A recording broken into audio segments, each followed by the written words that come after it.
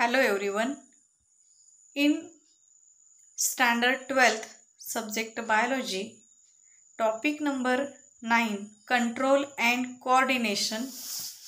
In last video we are going to discuss here up to the point properties of synapses. In today's video we are going to discuss here about types of synapses. Dear students, synapses means it is a gap between two neurons, that is a nerve cells.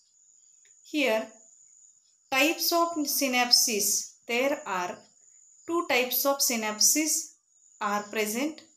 First one is a electrical synapse and second one is a chemical synapse. Here electrical synapse, in this type of synapse, the gap between the neighboring neuron is very narrow. म्हणजे विद्यार्थी मित्रांनो, आपण कालच्या व्हिडिओमध्ये पाहिलेला आहे की synapse हा दोन नर्व सेल मधल्या, दोन चेता पेशींमधल्या काय आहे, छोटासा एक गॅप असतो. हा जेव्हा दोन सिनॅप्स म्हणजे दोन न्यूरॉन मधला गॅप, शेजारील दोन न्यूरॉन मधला गॅप हा अगदी अरुंद असेल तेव्हाचा जो गॅप असतो किंवा सिनॅप्स असतो त्याला आपण इलेक्ट्रिकल सिनॅप्स असं म्हणणार आहे. The synapse between such closed neurons is mechanical. असा सिनॅप्स जो आहे क्लोज्ड न्यूरॉनचा तो काय असतो, यांत्रिक असतो. The electrical conductivity link is formed between the pre and post synaptic neurons. At the gap junction, the two cells are within almost 3.8 nanometer distance of each other. Means here, the distance between two synapses, that is at the gap junction, the postsynaptic neuron, pre and postsynaptic neuron, there is a gap, and that gap between the two cells are within almost 3.8 nanometer. म्हणजे इथं दोन neuron मधला जो gap आहे तो फक्त किती असतो, 3.8 नॅनोमीटर इतकाच असतो. Transmission across the gap is faster but depends on the connection located at the gap junctions between the two neurons.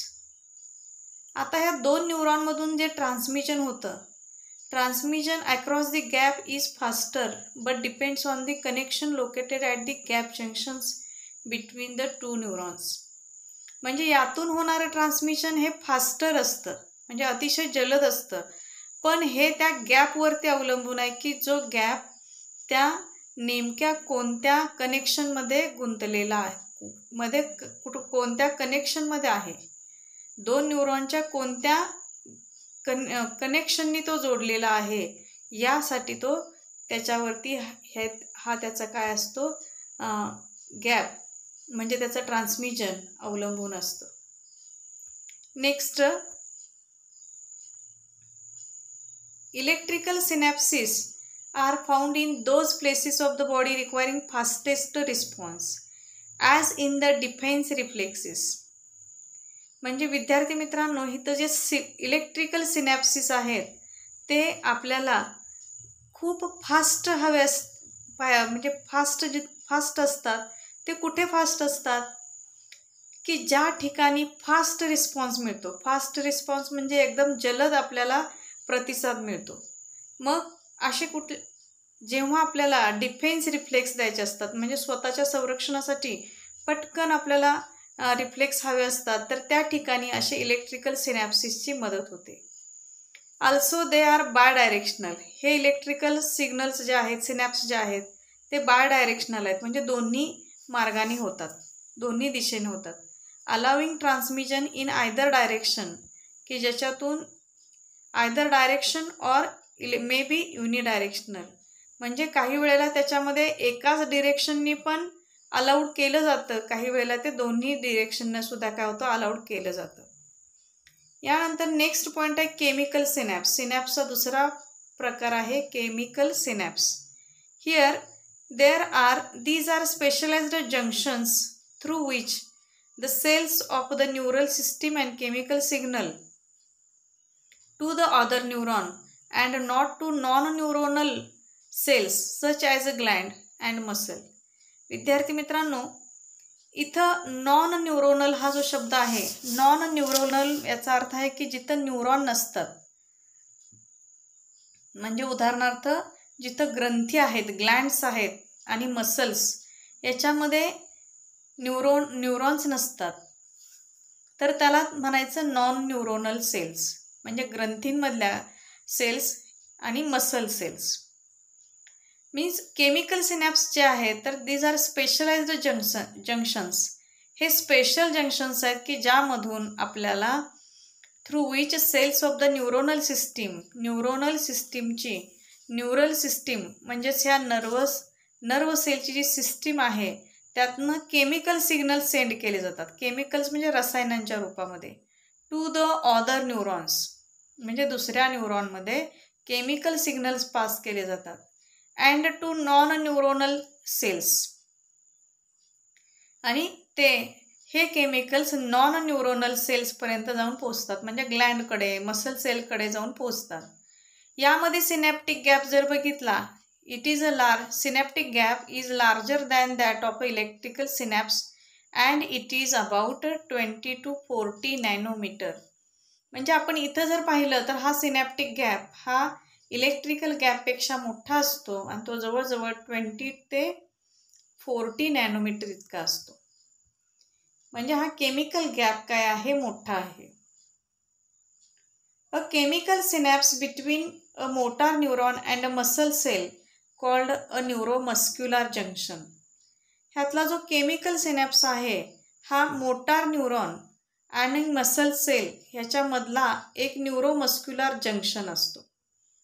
विद्यार्थी मित्रांनो, इथं जो शब्द आला आहे मोटार न्यूरॉन, म्हणजे आपल्याला माहीत असेल की मेंदूकडे जाणारी नर्व जी असते, माहिती नेणारी जी असते, सेन्स ऑर्गनकडून मेंदूकडे माहिती पोचवणारी असते सेन्सॉरी न्यूरॉन. मेंदूमधून उत्तर आणणारी जी नर्व असते ती मोटार न्यूरॉन असते आणि ती उत्तर आणते कुठं, प्रत्येक मसलला किंवा इफेक्टर ऑर्गनला, म्हणजे प्रत्येक अवयवापर्यंत आणते, म्हणून आपण त्यांना इफेक्टर ऑर्गन म्हणतो. आणि त्यामुळे इथं आपण जर पाहिलं तर इथं आपल्याला जो ही मोटार न्यूरॉन जी आहे तर मोटार न्यूरॉन ही आपल्या मसल सेलपर्यंत माहिती आणते आणि म्हणून त्यावेळेला त्याच्यानंतर आपली ॲक्टिव्हिटी दिसून येते. म्हणून याला आपण काय म्हणतो, केमिकल सिनॅप्स जे असतात ते मोटार न्यूरॉन आणि मसल सेल यांच्यामध्ये न्यूरोमस्क्युलर जंक्शन तयार करतात. Then there are the 3 components of a typical chemical synapse. आता हे जे सिनॅप्स असतात म्हणजे एक न्यूरॉन दुसऱ्या न्यूरॉनला जिथं जोडला जातो तिथं जे सिनॅप्स असतात त्यातले केमिकल सिनॅप्सचा जो टाईप आहे ह्याच्यामध्ये एकूण 3 त्याचे कंपोनंट असतात. एक pre synaptic terminal, that is a mostly axonic terminal. Second one is the synaptic membrane of the post synaptic cell, usually of the dendrite of the next neuron. And third one is a gland. Third one is a postsynaptic neuron. याच्यामध्ये पहिला जे आहे pre synaptic, त्यानंतर post synaptic आणि synaptic membrane असे ह्या एकूण सेलचे केमिकल सिनॅप्सचे हे काय आहेत, एकूण हे 3 कंपोनंट आहेत.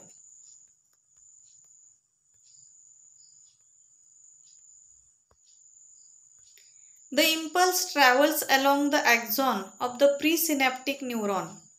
जेव्हा आपण इम्पल्स हा ट्रॅव्हल होत असताना तो नेहमी ॲक्झॉनकडून अलॉंग द ॲक्झॉनमधून पास होत असताना presynaptic neuron to the axon terminal, synaptic न्यूरॉनकडून हा ॲक्झॉनच्या टोकाला काय होतो, ट्रान्समिट होत असतो.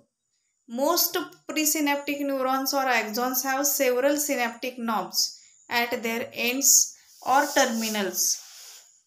These knobs have arrays of membranous sacs called as a synaptic vesicle that contain neuromuscular muscles. म्हणजेच जर आपण बघितलं जेव्हा इम्पल्स हे एका न्यूरॉनच्या ॲक्झॉनमधून प्रीसिनॅप्टिक न्यूरॉनकडून त्याच्या ॲक्झॉनच्या टर्मिनलला म्हणजे कडेला जाऊन पोचतात. त्यानंतर most presynaptic neurons or axons have several synaptic knobs. आपण जर पाहिलं तर प्रीसिनॅप्टिक न्यूरॉन्स किंवा ॲक्झॉन्स जे असतात त्याच्यामध्ये भरपूर सिनॅप्टिक नॉब्स असतात.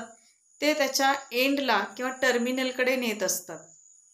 These knobs have arrays of membranous sacs called synaptic vesicles. त्याच्या ठिकाणी जे सिनॅप्टिक वेसिकल्स असतात त्यांना आपण काय म्हणतो, म्हणजे अशा आपल्याला राऊंड शेप्ड जे वेसिकल्स दिसत आहेत त्यांना सिनॅप्टिक वेसिकल्स असं म्हणतात.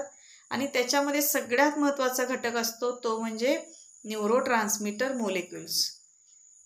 When an impulse reaches a synaptic knob, voltage sensitive calcium ion channels open and calcium ion diffuses inward from the extracellular fluid. The increased calcium concentration inside the cells initiates a series of events that fuse the synaptic vesicles with the cell membrane or presynaptic neuron where they release their neurotransmitter by exocytosis. म्हणजे इथं calcium concentration जे आहे सेलच्या आतलं जे calcium concentration जे आहे ते जेव्हा वाढतं आणि त्याच्यामुळं तिथं काय होते एक इव्हेंटची सेरीजच चालू होते. That fuse the synaptic vesicle की जे सिनॅप्टिक व्हेसिकल हे सेल मेम्ब्रेनच्या प्रीसिनॅप्टिक न्यूरॉनमधून where they release their neurotransmitter तिथून त्या व्हेसिकलमधनं न्यूरोट्रान्समीटर्स काय केले जातात बाहेर रिलीज केले जातात. आता इथं बघा बाहेर रिलीज केले जातात म्हणून ह्याला आपण एक्झोसायटोसिस असं म्हणतो.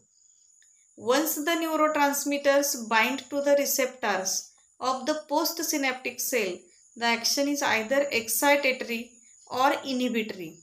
जेव्हा हे न्यूरोट्रान्समीटर्स रिसेप्टरबरोबर बाइंड होतात तेव्हा म्हणजे पोस्ट सिनॅप्टिक सेलच्या रिसेप्टरबरोबर बाइंड होतात. दी ॲक्शन इज आयदर एक्सायटेटरी म्हणजे तेव्हा प्रोसेस स्टार्ट होते आपण असं म्हणतो एक्साइट होते सेल आणि किंवा एकतर ती इनिबिटरी असेल. इनिबिटरी याचा अर्थ आहे ती थांबते बंद होते कमी होते किंवा थांबवली जाते. Turning a process of this is dependent on the nature of the neurotransmitter involved. Once the impulse has been transferred across the synapse, the enzyme like cholinesterase. जेव्हा इम्पल्स हा ट्रान्सफर केला जातो सिनॅप्समधून ट्रान्सफर केला जातो तेव्हा तिथं कोलिनइस्टरेज नावाचा enzyme the enzyme like cholinesterase destroys the neurotransmitter. हा कोलिनइस्टरेज हा एन्झाईम काय करतो त्या न्यूरोट्रान्समीटरला डिस्ट्रॉय करण्याचा प्रयत्न करतो. And the synapse is ready to receive a new impulse. त्यावेळेला सिनॅप्स हा रेडी राहतो की त्याच्यापासून एक नवीन इम्पल्स तयार होण्यासाठी तो काय होतो. And the synapse is ready to receive a new impulse. आणि हा कोलिनइस्टरेज न्यूरोट्रान्समीटरला डिस्ट्रॉय करतो आणि त्यानंतर and the synapse is ready आणि त्यानंतर हा सिनॅप्स पुन्हा दुसरा नवीन इम्पल्स घेण्यासाठी रिसीव्ह करण्यासाठी तयार होतो. Next is a transmission of nerve impulse. When the neurons are cells with some special features, the cells can be excited. The nerve impulse is a wave of bioelectrical or electrochemical disturbances passing along a neuron. The transmission of the nerve impulse along the nerve fiber axon tube is a result of electrical charges across the neuronal membrane during conduction of an excitation. विद्यार्थी मित्रांनो neurons जे आहेत चेतापेशी with some special features त्यांचे काही special features आहेत. ह्या चेतापेशी excite होतात. एक्साइट म्हणजे अतिशय उद्युक्त होतात. The nerve impulse is a wave of ही काय आहे मुलांनो, ही अशी वेव्ह आहे की जी बायो इलेक्ट्रिकल आहे किंवा इलेक्ट्रोकेमिकल डिस्टर्बन्सेसमधून पास होणारी असते. आता यामध्ये जर पाहिलं आपण मुलांनो, तर transmission of nerve impulse along the long nerve fibre.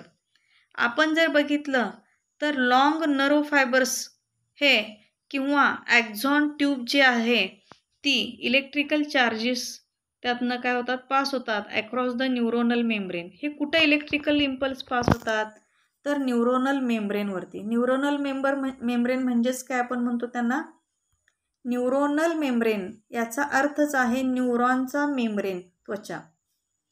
आणि हे एक्सायटेशन, जेव्हा हा नर्व एक्साइट होतो तेव्हा एक्सायटेशनच्या वेळेला हे काय होतात, न्यूरोनल मेम्ब्रेन त्याचे काय होतात, त्यातनं इलेक्ट्रिकल चार्जेस कंडक्ट करत असतात. Each neuron has a charged cellular membrane. प्रत्येक न्यूरॉन हा charged cellular membrane with a voltage which is different on the outer and inner side of the membrane. प्रत्येक न्यूरॉनला cellular membrane, प्रत्येक neuron जो आहे त्याच्यामध्ये sale membrane म्हणजे त्याचा cellular membrane आहे, त्याच्यामध्ये with a voltage which is different on the outer and inner side of the membrane. तर त्याच्या बाहेरच्या मेम्ब्रेनला आणि आतील मेम्ब्रेनला हा काय असतो, त्याच्यामध्ये व्होल्टेज निर्माण झालेला असतो की त्याच्यामधून the plasma membrane separates the outer and inner solutions. यामध्ये आउटर मेम्ब्रेन आणि इनर मेम्ब्रेनमध्ये प्लाझ्मा सोल्युशनमुळे ते सेपरेट झालेले असतात. But having approximately the same total number of ions. पण त्याच्यामध्ये approximately total number of ions म्हणजे हे काय असतात, सेम असतात. The external tissue fluid with has both sodium ion and potassium ion, but there is a predominance of sodium ions and chlorine ions. जर आपण पाहिलं तर बाहेरच्या मेम्ब्रेनमध्ये मोस्टली काय असतात, सोडियम आयन आणि पोटॅशियम आयन असतात आणि त्याची प्रीडॉमिनन्सी जी आहे, but there is a predominance of sodium ion and chlorine ion.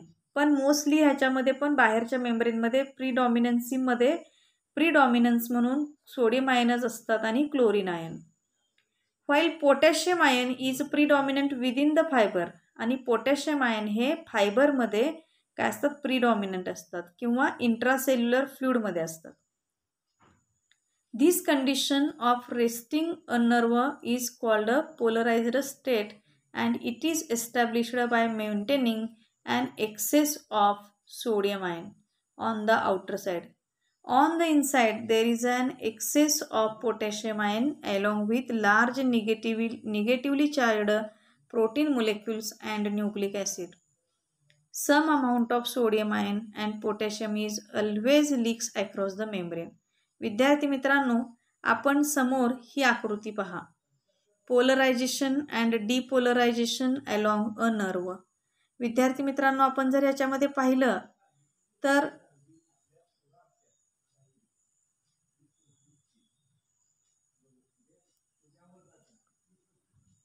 आपण इथे जी आकृती पाहतोय ह्या आकृतीचा जर आपण विचार केला तर इथं पोलरायझेशन अँड डिपोलरायझेशन ही जी आकृती आपल्याला दिसते याच्यामध्ये बघा, ही काय आहे, ही एक नर्व सेलची नर्व सेल आहे आणि ह्याच्यामध्ये मी दाखवली ही काय आहे, त्याचं सेल मेम्ब्रेन आहे.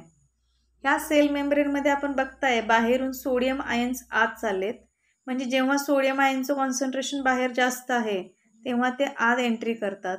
त्यानंतर पोटॅशियम आयन्स, त्यावेळेला जेव्हा सोडियम आयन्स बाहेरून आत येतील तेव्हा पोटॅशियम आयन काय करतात, बाहेर जातात.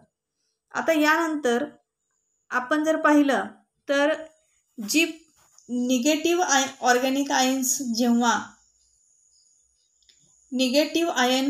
ऑर्गॅनिक आयन्स जे आहेत त्याची संख्या हायर कॉन्सन्ट्रेशन आत झाला असेल तर त्याला निगेटिव्ह ऑर्गॅनिक आयन्सची संख्या आत झाली असेल जास्त तर ती स्टेट जी आहे, तर ह्याच्यामध्ये जर आपण बघितलं तर ह्याचा बॅलन्स जो आहे, म्हणजे आपण पहिली जर फिगर बघितली तर ती पोलराइज्ड मेम्ब्रेनमध्ये आपण सोडियम आयन आणि पोटॅशियम आयनचं काय होतोय, एक्सचेंज पाहतोय. त्यानंतर ही जी आहे पहिली फिगर, ही फिगर ही रेस्टिंग ॲक्झॉनची फिगर आहे. म्हणजे ॲक्झॉनचा जो मेम्ब्रेन आहे, म्हणजे न्यूरॉनमधला ॲक्झॉनचा जो भाग आहे त्या ॲक्झॉनच्या रेस्टिंग फेजमधली, रेस्टिंग म्हणजे सुरुवातीची अवस्था, ॲक्झॉन अजून ॲक्टिवेट झालेला नसतो तेव्हाच्या अवस्थेमध्ये हे काय होतं, त्याच्यामध्ये सोडियम आयन आणि पोटॅशियम आयनचं एक्सचेंज ऑफ आयन्सची प्रोसेस इथं घडत असते. ह्याच्यामध्ये जेव्हा सोडियम आयनचं कॉन्सन्ट्रेशन बाहेर आहे आणि आतमध्ये पोटॅशियम आयन्स असतील तर तिथं काय होतं, आयनचं एक्सचेंज घडून येतं. म्हणून आपण ह्याला सोडियम पोटॅशियम पंप असं देखील म्हणतो. यानंतर सेकंड फिगर मधली फिगर जी आहे त्याच्यामध्ये एक्सायटेड ॲक्झॉन आहे. एक्सायटेड याचा अर्थ आहे मुलांना, जेव्हा इम्पल्स कॅरी केला जातो त्याला आपण एक्सायटेड ॲक्झॉन म्हणतो. इम्पल्स जेव्हा ॲक्झॉनमधून पास होतो तेव्हा ती हळूहळू एक्सायटेड स्टेजमध्ये जाते. एक्सायटेड स्टेजमध्ये आपण पाहिलं तर इथं पोलराइज्ड आणि डिपोलराइज्ड असे दोन भाग दिसत आहेत. म्हणजे इथं पोलराइज कडून डिपोलराइजकडे हा काय होतो, मेम्ब्रेनमध्ये हा इलेक्ट्रिकल स्टिम्युलस पास होत असताना आपल्याला स्टिम्युलस जिथं ॲप्लाय झालेला आहे त्या ठिकाणी आपण पाहताय की आतमध्ये डिपोलराइज्ड स्टेट आहे आणि नंतर उरलेला भाग जो आहे तो पोलराइज्ड स्टेटमध्ये आहे. आणि इथं सुद्धा सोडियम आयन आत येतो तेव्हा पोटॅशियम आयन बाहेर जातोय. म्हणजे इथं सुद्धा डिपोलराइज्ड स्टेट जे आहे तर त्या स्टेजमध्ये सोडियम आयन बाहेर जातो तेव्हा सोडियम आयन जेव्हा आत येतो तेव्हा पोटॅशियम आयन बाहेर जातो. म्हणजे इथं सुद्धा एक्सायटेड स्टेजच्या ठिकाणी सुद्धा हा स्टिम्युलस जेव्हा पास होत असतो तेव्हा डिपोलरायझेशनची प्रोसेस होत असते आणि त्यानंतर हळूहळू ती प्रोसेस काय होते, पोलरायझेशन ही प्रोसेस काय होते, कंटिन्यू चालू राहते अल्टरनेटली. तिसरी जी फिगर आहे last, excited axon. Polarisation and depolarisation along a nerve मध्ये लास्ट जी फिगर आहे यामध्ये आपण पाहतोय की एक्सायटेड ॲक्झॉन जेव्हा, म्हणजे ॲक्झॉन जेव्हा एक्सायटेड स्टेटमध्ये असतो तेव्हा आपण आकृतीमध्ये पाहताय मुलांनो की यामध्ये जर आपण पाहिलं तर आपल्याला ह्या एक्सायटेड म्हणजे जेव्हा त्यातनं इम्पल्स पास होत असतो, स्टिम्युलस पास होत असतो तेव्हा आपण जर पाहिलं तर या ठिकाणी पोलराइज्ड स्टेट आहे. त्यानंतर ही डिपोलराइज्ड स्टेट आहे आणि ही रिपोलराइज्ड आहे. आता इथं आपण हीच आकृती बघा, ह्याच ठिकाणी मुलांनो जर आपण पाहिलं तर सुरुवातीचा भाग ही पहिल्यांदा डिपोलराइज्ड होती. नंतर हाच स्टिम्युलस जेव्हा इकडं सरकतो म्हणजे पुढे सरकतो तेव्हा हा इथला पोर्शन पुन्हा पूर्ववत व्हायला लागतो, म्हणजे रिपोलरायझेशनची प्रोसेस चालू होते. आणि तीच प्रोसेस म्हणजे जसा जसा स्टिम्युलस ह्या नर्वमधून पुढं पास होत जाईल, ह्या ॲक्झॉनमधून पुढं पास होत जाईल, टर्मिनलकडे जाईल, तसं ही प्रोसेस डिपोलराइज्ड स्टेट जी असते ती पुढं सरकल्यानंतर तिथं पुन्हा रिपोलराइज्ड, म्हणजे पुन्हा ती पोलराइज्डला जात असते. या पद्धतीनं डिपोलरायझेशन, रिपोलरायझेशन या पद्धतीनं पुन्हा इथं हा डिपोलराइज्ड पोर्शन हा स्टिम्युलस जेव्हा पुढं सरकतो म्हणजेच हाच पोर्शन डिपोलरायझेशनच्या जेव्हा पुढं सरकतो तेव्हा इथं पुन्हा रिपोलरायझेशनची प्रोसेस होणार आणि ही पुन्हा रिपोलराइज्ड स्टेटमध्ये जाणार. म्हणजे या पद्धतीने इम्पल्स पुढं सरकणार आहे. And hence generation of nerve impulse here two processes, that is a depolarization and a repolarization is a continuous alternately processes or occur in nerve cells. In depolarization, the origin and maintenance of resting potential depends on the original perfect state. Any change or disturbance to the membrane will cause sodium ion to enter into the membrane and lower the potential difference lesser than -70 millivolts. This makes the membrane more permeable to sodium ions. So there will be a rapid influx of sodium ion. This property is peculiar to a nerve membrane. विद्यार्थी मित्रांनो, nerve impulse जेव्हा नर्वमधून pass होत असतात तेव्हा पहिली process होते ती म्हणजे डिपोलरायझेशनची. ह्या प्रोसेसमध्ये origin and maintenance of resting potential depends upon on the original perfect state. म्हणजे यामध्ये जर आपण बघितलं तर न्यूरोनलच्या जे मेम्ब्रेन आहे त्या मेम्ब्रेनमध्ये कोणताही जर बदल झाला किंवा डिस्टर्बन्स झाला तर त्याचा परिणाम काय होतो, सोडियम आयन्स तिथं खूप मोठ्या प्रमाणात त्या मेम्ब्रेनवरती काय होतात, त्याची एंट्री व्हायला चालू होते.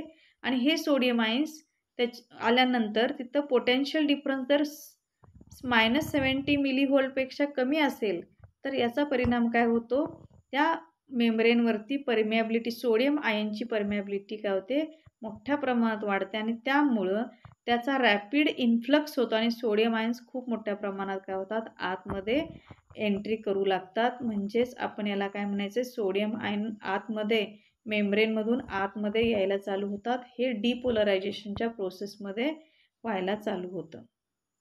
आता यानंतर the voltage gated sodium ion and or potassium ion channels are special in 2 ways. तर यामध्ये सोडियम आयन आणि पोटॅशियम आयनचं जे चॅनेल आहे ते 2 मेथडनी त्याची एंट्री आत व्हायला लागते. They can change the potential difference of the membrane as per the stimulus received.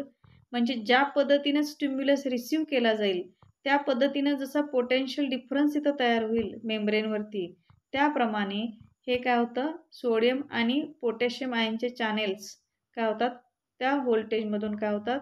म्हणजे actually sodium ion, potassium ions हे त्या पोटेन्शियल डिफरन्स त्या मेम्ब्रेनमध्ये जो तयार होतो त्याप्रमाणे हा स्टिम्युलस काय होतो, रिसीव्ह केला जातो आणि त्याच्याप्रमाणे and also the gates operate separately and are self closing.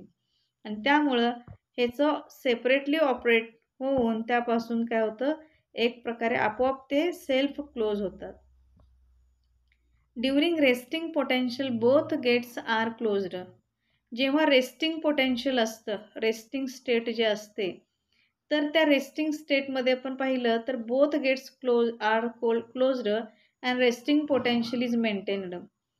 तर यामध्ये आपण सोडियम आयन आणि पोटॅशियम आयन्स हे काय होतात, पूर्णपणे they both are closed and resting potential is maintained. ते दोन्ही बंद होतात आणि त्यामुळं त्याचं रेस्टिंग पोटेन्शियल मेंटेन केला जातो.